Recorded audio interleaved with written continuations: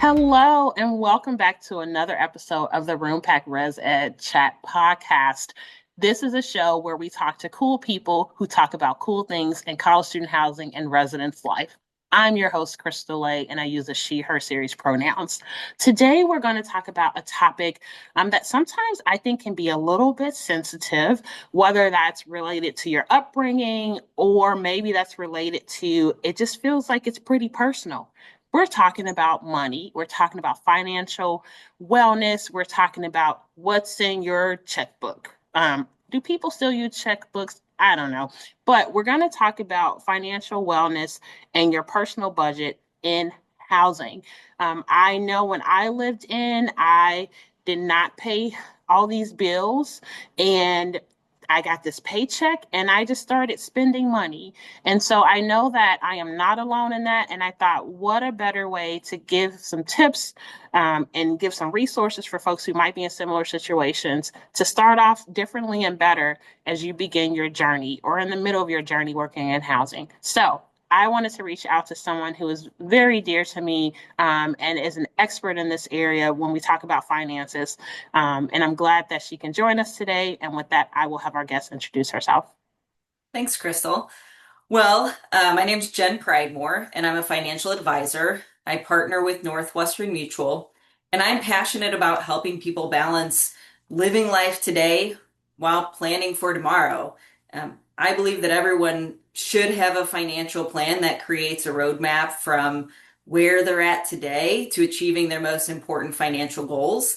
I'm married to my wife, Mel. We have two boys. We have a dog, and in my free time, I enjoy coaching soccer and baseball and spending time with my family.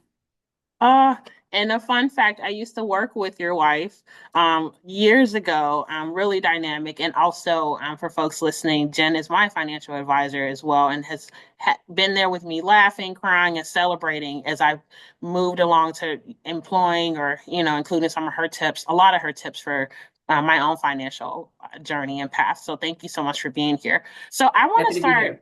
Oh, yay.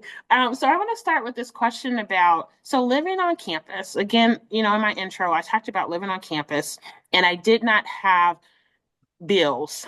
Bills such as rent, utilities, most of my food was covered. I don't think I paid for parking at that time. And so when I got my paycheck every month, I did not really have a sense of like what to do with it. And so now that's not everyone's story, but it's pretty common in our field, this idea of not having these common bills every month for X amount of years. What are your thoughts? Like, what could be some positive things about that, and maybe some unintentional consequences for folks who live on campus um, and just the way they experience money? Yeah, I think, when all of a sudden you have this new income, sometimes it's someone's first time full-time income. They have more money coming in every month than they've made before. And truly, with low expenses, it's a great opportunity to get ahead with their goals. Um, but what can happen is if you're not used to paying those bills that for most people they have, then they get used to spending more money on a month-to-month basis. And then it becomes a little bit of a sticker shock when they move off campus, when they're no longer living on campus, and now they have to find a way to change their lifestyle because they were used to spending more money from the get-go. Yes, that's sticker shock. And I think that sometimes happens when folks go from being a hall director and maybe they made, the range is so different. It could be 28,000 to 60,000, Jen. And so let's say I was making $60,000 living on campus, and then I want to go and take a mid-level position, which probably starts at 60 or $70,000. All of a sudden, that 60, $70,000 feels very different because now I have, more expenses. And so I'm appreciative of you talking about that sticker shock price of like, oh, this feels different because now I have to pay more with what might feel like less, perhaps. Mhm. So why do you think it's important to think about financial wellness early, even when housing costs are covered or reduced? Like, why think about it earlier? I think it's an opportunity to A, get ahead, because there's not many times in your life where you don't have to pay for housing or all of those extra expenses. And once you do have those things, you really have to be more cognizant of it. So it's an opportunity to maybe build up some savings because you want to buy a house, or build up your emergency fund because when you move out, you really need to have it there. Or it's an opportunity to pay down some debt really quickly. But most importantly, it's an opportunity to develop good habits from the beginning, because if you're, like I said before, if you're used to spending all of your paycheck and all of a sudden I tell you, well, now you have to pay for rent and maybe that's $1,000 or $2,000 less in your pocket, that's a much more difficult transition than if I'm already used to not spending that money. It's easier for me to transition off campus because I'm already used to not having that money, versus if I'm used to spending it, now I have to change my lifestyle, and that's harder to do. Because it's a habit, right? Like I am used to this quality of life or this experience. And let me tell you, the first time I paid for rent and it was $2,950 a month, I didn't know what to do. But cost of living definitely factored in. And there were some big adjustments that needed to be made to be able to, have a place to live, right? That's the priority. And so it's like for everything you say yes to, what are you saying no to, particularly financially? So I think I wonder, no matter like where you live or no matter what your salary level is, are there some healthy money habits that live-in professionals can have? I know you've highlighted some, but is there like a list of here are three things you should do, no matter where you live, no matter what income you have? And I know that's even tricky to say it that way too, right? Sure. Well, I think the first thing when I think about, what do I do with my money, is having an idea of how much of this should be being saved every month. How much of this can I spend completely guilt-free? And I emphasize that because I know sometimes people have guilt and worry around spending money. There is a portion of your income that you can spend completely guilt-free. And then how much is going towards my fixed expenses, the things that have to get paid every month. And the first part of it is in an ideal world, and I'm not saying that everybody starts here, but in an ideal world, no more than 60% of your income should be going towards essential expenses, Hmm. bills, food, utilities. 20% of your income can go towards discretionary spending, and that's that totally guilt-free money. And 20% of their income is going towards their financial goals. So maybe going into savings, or maybe going towards a retirement account or something like that. Okay.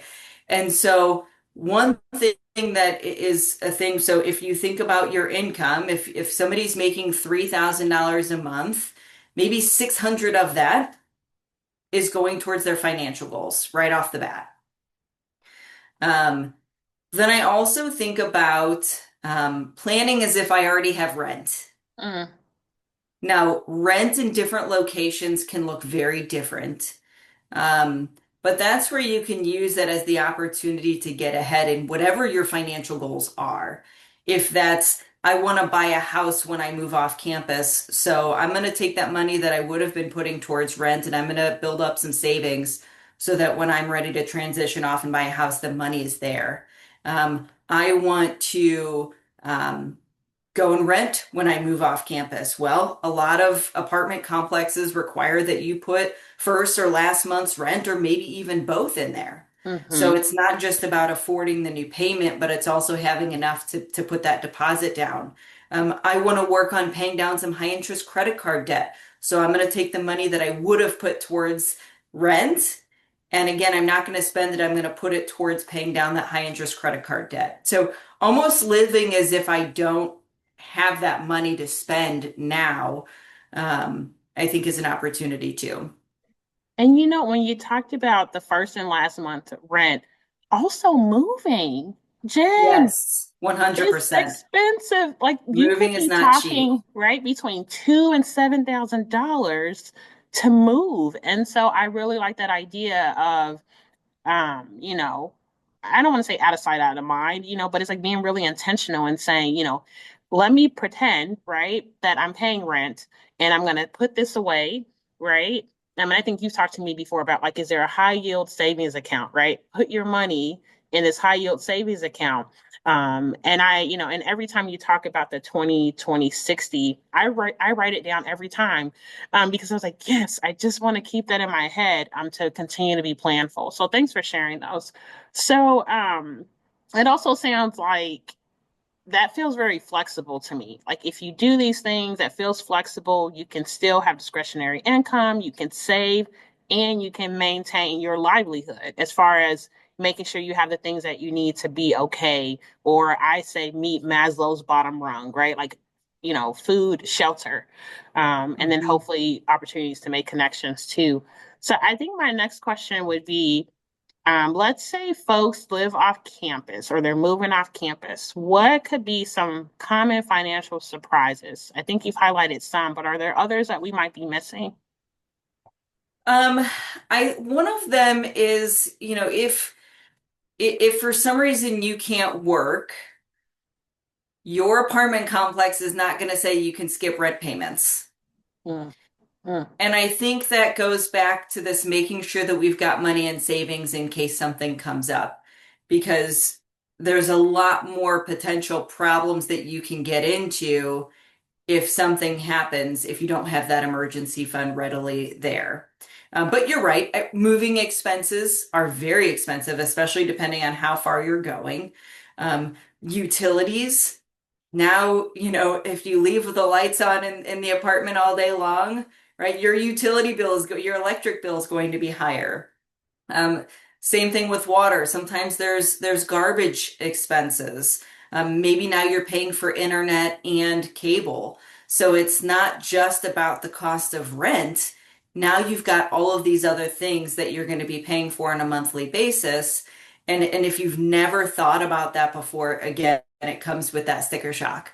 It's completely manageable within the budget as long as you have some sort of budget. And you've heard me talk about this before. I say budget very loosely, in the same way that, I don't expect people to track every single little expense that they've got. If they have some parameters that they're trying to stay within some sort of guideline, I don't care if you're counting every penny that you're spending.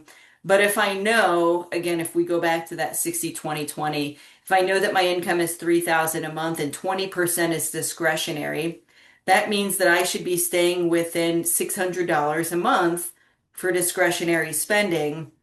And you could even break that down to weekly, right? That's $150 a week. So as long as I'm staying within those parameters, then that's helpful. And so that's why I say budget loosely, as long as we have some guidelines, some parameters that we're staying within. So again, I think it's all of the extra expenses that come along when you move off campus, that it's not just about the rent. It's about moving, it's about utilities, it's about all of the extras, and then making sure that you have your own backup, meaning your own emergency fund. and then commuting, right? Because usually Yeah, you're now gas. transportation, you have to get to work, right? And then, your meals are now, some places still offer meal plans if you live off, some don't. I think this is my second job in 25 years where I'm like, oh, I gotta make my lunch. What's that like? So that definitely has been something that I've had to account for in my budget as well, is commuting, and Mhm. gas prices. Where I'm located, if you go to the wrong gas station, you're paying 4.99 for regular, Jen, just by nature of where I live. So definitely, I like how you talked about, they could feel like surprises, but I hope what we're sharing today, it feels like less of a surprise for folks as they get ready to transition off campus. So I wonder, are there ideas of things that folks could be saving for? Like, what would you recommend if you lived on campus? Because we talked about a house, we talked about retirement, maybe it's a car, I don't know. But what are some really cool things that you maybe have helped people save for or plan for, as they're thinking about their financial goals or dreams? Yeah, there's a lot of things that people can have financial goals around, and that's why I think it's helpful to have a plan that is specific to them, because everybody's goals and dreams are different, right? It could be, I mean, first and foremost, it's having the emergency fund. I couldn't stress that enough, because people, are all of a sudden I need new tires on my car. And shoot, that feels like something I didn't think about. But if as long as I've got money going into savings every month, then I can afford it. And the reality of it is if you drive a car, at some point you will need new tires. So that's not really a surprise as long as we're making sure that we've got money in savings. So I think the first and foremost, and probably not the fun thing, but is just having an emergency fund. And that emergency fund in an ideal world. Now, I can't say that this is across the board because there might be circumstances that are personal from one person to the next based on their income or if they have high credit card debt or things like that. But in general, we want to have at least 3 months worth of your income in savings. Um, when I talk with people about their goals, it could be, hey, I want to buy a car. It could be, I want to go back to school and it's not covered.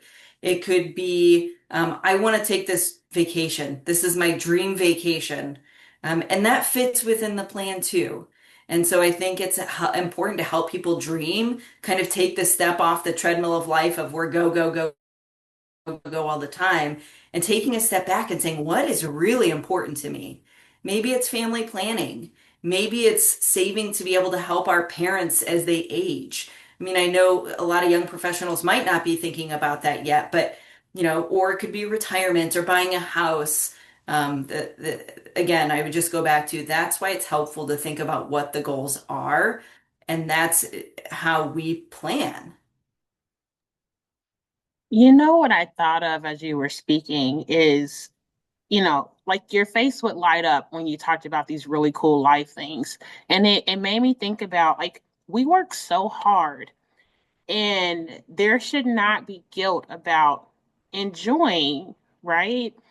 Um, the money we've made, right? Investing back in ourselves or people or experiences. Um, and so, how do you like this idea of budgeting in to have fun or celebrate yourself? Um, just make it just, I didn't grow up that way. It was, you work, was it you live to work, or is it something to that effect, right? Yeah, It's like yeah. the working was to make sure you could live and eat and have a place to live. It was not to necessarily enjoy life. And so everything that you taught me, and I think what you're sharing today too, is like it's okay to enjoy life. Like you worked hard, and you have to make sure that you are, what are the things that help you enjoy life, and get off the treadmill, like you said. So I love this. Okay. Well, Crystal, I would dive into that a little bit more. And I think that one thing that is helpful to be able to enjoy your money is making sure that those essential expenses don't creep up past that 60% mark. Because if your expenses because you bought a car and now you have rent, and you have high credit card debt, or maybe you don't, but either way, if your essential expenses get so high and take up so much of your income, it's going to be hard to ever feel like you can save or enjoy money. So one important thing, like I said, is just going back to that 60%. If I can keep those essential things under 60%, then I can really take the time and know that I'm putting money away in savings too and able to enjoy that money. And it sounds like it's a lot of stress reduction too, right? I'm like, I can enjoy life at 20%. But no, it sounds like if you figure all this out, right? Then things will feel more enjoyable just because you feel comfortable. Like there's a safety, and I know that there are times when something just completely random might pop up, right? And you have to adjust, but this model that you're sharing feels like this is a good pathway to enjoy, like you said, enjoy money. Yes. So how do you help people think about their financial goals without comparing themselves to others? Because there are some folks who might, I'm going to go get XYZ car, right? Or I'm going to go get the big screen TV and I have to get all this stuff versus someone who has said, I'm going to save up and buy a house right when I move out. And they're like, oh, I didn't think to do that. Like, how do you chart your own path as you think about money? Or even trying to Mhm. keep up with others. I have to get the new XYZ phone that came out every release. Does that question make sense, Jen? It does. And I think the first piece is like really knowing your why. What your why, your what are the goals? what's Mm, really important to you, and that helps you stay more in line with what that vision is, what those goals are. If I don't know what I'm if I don't have any goals, right, around my money, then I'm probably just going to spend it because why not? mm, If I know that there's something really important to me or my family, then I'm likely to work harder because I know what it is I'm going after. That's part mm, one. Part two, I think it's helpful for people to talk about money. You mm, said at the beginning, no, a lot of times people are nervous to talk about money, but the reality of it is most people are trying to figure it out just like anyone else. We all assume that everybody else has it taken care of, everybody else knows what it is that they're doing. And quite frankly, the person that is spending all the money might not have the money to actually be spending all the money. mm. We don't know if we're not having that conversation. And then if we're having that conversation around what our goals are, how we're trying to manage money, maybe you use that as a team approach. We're both going to be doing this. If we're both trying to save, maybe we try to find activities that don't cost us money that we can do together, and then we both feel good about what we're doing. Okay. I like that. So it's we talk a lot in, student affairs or housing. I think it's Simon Sinek, like find your why, like naming your why. Like what is my path? What do I want? And why am I trying to get there? And I think that could be really helpful. Like if I know I want to provide a house for my family someday, right? I have something I'm set on. And it will, I think it would increase my quality of life to be able to provide that, right? Or if you're like, hey, when I was 5, I was like, I just want to grow up and have a backyard, right? And you build toward that. So I think people being able to sit down and talk about what their goals are, and then working toward that is really crucial. And that's because, yeah, it's like I have all this money and I don't know what to do with it. You can be a little reckless and just spend it on whatever, I Mhm. think. So if someone feels a little anxious about this conversation, about the topic, about even setting goals, but they want to start, like, how do they start? Where can they start? Like, what's some advice you would give them? I think I would go back to partially the conversation around everybody assumes everybody else has it together. And because I get to talk with people every single day about money and their finances, I know that's not true. And we're afraid to talk about it. We're anxious to talk about it because we feel like everybody is ahead of us. And the reality of it is not everybody is. Sometimes the better time to start was yesterday, but the next best time to start is today. It's okay to feel a little bit anxious about it if you're not used to talking about money. But if you never address it, if you never take even a single step in that direction, you're always going to feel stuck and behind, right? That's what causes that anxiety. If we have a plan, I mean, there's studies out there, there's statistics that people feel more confident, less anxious about their money when they have a plan. So I think, like I said, I think just thinking through what are the goals, what's important to me. Sometimes it's taking inventory. Sometimes it's kind of looking at what am I spending my money on a month-to-month basis.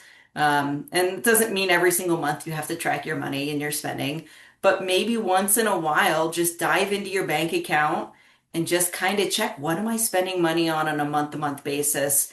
And are there opportunities to change things based on what my goals are asking of me? I think when I first connected with you, I think it was this idea of my money shows what I value. How I spend my money can show what my values are, or it could show I don't know what they are, and I'm just spending stuff, and I need some goals, and I need to plan. And thankfully, I've moved well beyond that. But I'm like, how if I looked in my my tracker as this exercise you're sharing with us, I'm like, would I say I value delivery? Do I value ordering stuff online? Do I value? So I think that's a really good and private, right? Or with another trusted person conversation to have of what is the story of where my money goes. I think that could be really powerful. Yeah, and I think it's just finding a balance, right? What is most important to me? It's totally okay to get takeout if that is the one Yeah. thing that you feel like is, the thing that you really love. then as long as it fits within the rest of the budget, great, do it, enjoy it. Yeah. Uh, and so then it's also like, okay, I love eating takeout, but really, again, I'll just go back to that $3,000 a month of income. If I find that I'm spending, $1,200 a month on takeout, right? That's a different conversation, right? That Hmm. is, you know, trying to find the balance. But if it fits within, your $600 a month and you want to enjoy takeout and that's how you want to spend your discretionary spending, do it. Yes, because that's where you found me. You found me in the takeout streets, Jen, and you brought me to a different path. So I am so grateful for this conversation. And I really believe you've added a lot of things for me to think about, as always, but also our listeners. And so as we close out our time together, is there like a book, a podcast, a resource that you would recommend to help folks get started? Yeah, I mean, first off, there's a lot of great books out there, a lot of great podcasts that are going to give you financial literacy concepts, ideas, maybe even motivation. But I think really getting specific about your own goals and having a plan around what you want is really important, right? There's lots of gurus out there that are going to tell you everybody should do this. And some of that information is helpful, and some of it's really not because it might not be applicable to you and your goals, right? This idea of like, oh, you should have X amount of dollars in your retirement account by this age. That's not really accurate because it depends on a lot of factors. So I guess I would offer myself as a resource, happy to meet with people and help them explore their finances and their goals and what's important to them and create an individualized plan based on what you want, based on what's important to you, not just general recommendations that everybody can get from reading a book or a podcast. And I would completely, recommend you because you have helped me and my family so much on our journey. And so highly recommend it, y'all. It's Jen Pridemore. So thank you again. I will add your contact information or however best you want folks to contact you to our show notes so they'll have that available. So you get ready because I imagine folks will be knocking down your door, Jen. So everyone, thank you for tuning in today. Again, I can't thank you enough, Jen, for spending time with me. Thanks, Crystal. So we're going to close out. And if you have an idea of a topic or a person that you would like to have on the show, please reach out to Roompact so we can make that connection. Thanks for hanging out with us. Take care.